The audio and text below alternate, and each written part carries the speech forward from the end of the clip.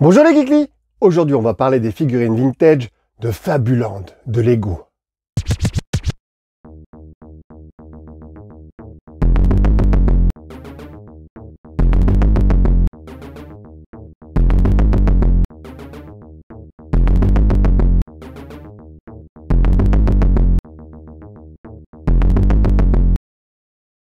C'est en 1979 que Lego sort une nouvelle gamme, Fabuland. Cette pendule retarde. Ah! Vite, à l'hôpital, il s'est cogné le genou. Le renard est tombé, pouvez-vous le soigner? Désolé, mais l'hôpital est plein.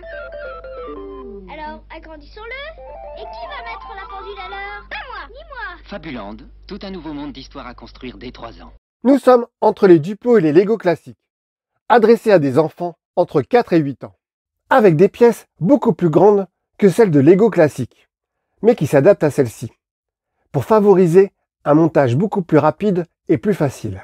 On retrouve quand même des pièces identiques entre Fabuland et Legoland. Le thème principal de Fabuland est la ville, avec ses maisons et ses commerces.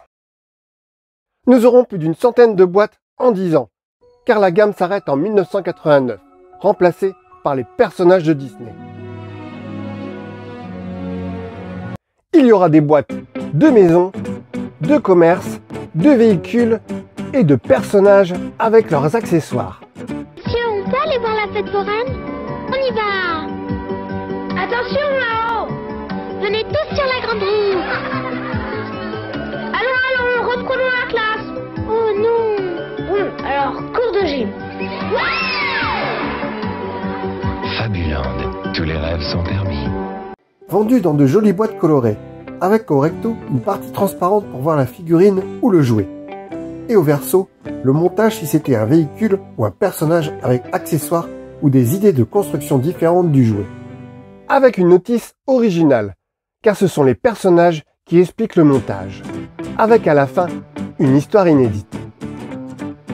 Les personnages sont des animaux humanoïdes, avec une grosse tête qui tourne dans tous les sens, avec des bras qui sont comme les Playmobil première génération, sans coude. Les jambes sont articulées comme les Lego classiques, et les pieds sont adaptés pour se fixer sur les plaques de Legoland. Bien que la figurine soit un peu plus grande que nos figurines Lego classiques. Nous aurons 20 têtes de figurines d'animaux différentes, avec des variantes de couleurs pour les têtes, mais également aussi pour les corps, faisant ainsi une multitude de variantes. Vous verrez qu'en changeant la peinture sur le visage, on obtient une race particulière, ce qui va nous donner 24 animaux différents. On avait en plus des têtes avec un chapeau ou un casque fixé dessus, impossible à enlever. Des prénoms seront donnés aux figurines, comme par exemple Caline la chatte, Joe le corbeau ou Édouard l'éléphant. Nous avons l'ours, avec un changement de peinture, il se transforme en panda, puis on change la peinture des yeux et ça donne un raton laveur. Le chien, version bulldog, le chien, version terrier écossais, le chien, version caniche, un lapin, un chat, une vache, un crocodile, un oiseau avec le corbeau en noir, un oiseau en blanc avec l'albatros et le perroquet en changeant sa couleur en vert, un éléphant, un renard, une chèvre, un cheval, un hippopotame, un agneau, un lion, un singe, une souris, un cochon, un morse. Ce qui était bien avec la gamme Fabuland, c'est qu'on avait des pièces inédites par rapport à Legoland, comme par exemple des escaliers, une brouette, un arrosoir, tout un tas d'accessoires trop cool.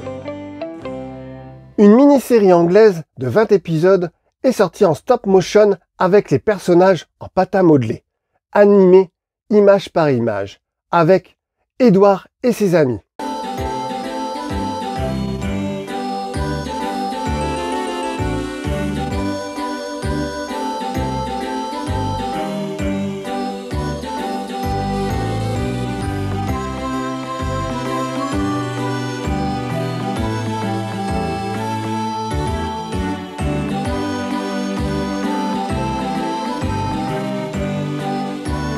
Diffusée en 1988 dans Amuse 3 sur FR3.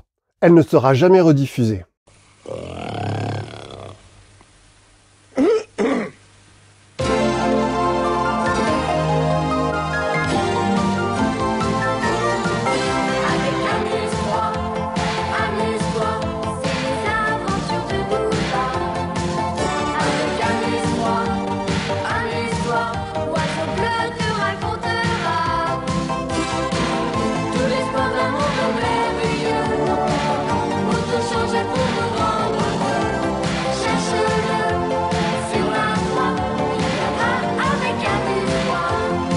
La dernière boîte, le parc de jeux, sort en 1989, clôturant malheureusement la gamme.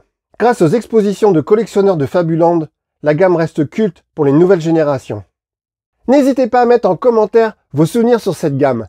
Salut les Gouklis et à bientôt dans un autre univers. Dal favoloso mondo Fabula Lego, Orzoro presenta i nuovi personaggi Fifi, Tony, Lisa. Siamo gli amici dei bambini. Siamo regalone. Ci trovi in ogni confezione.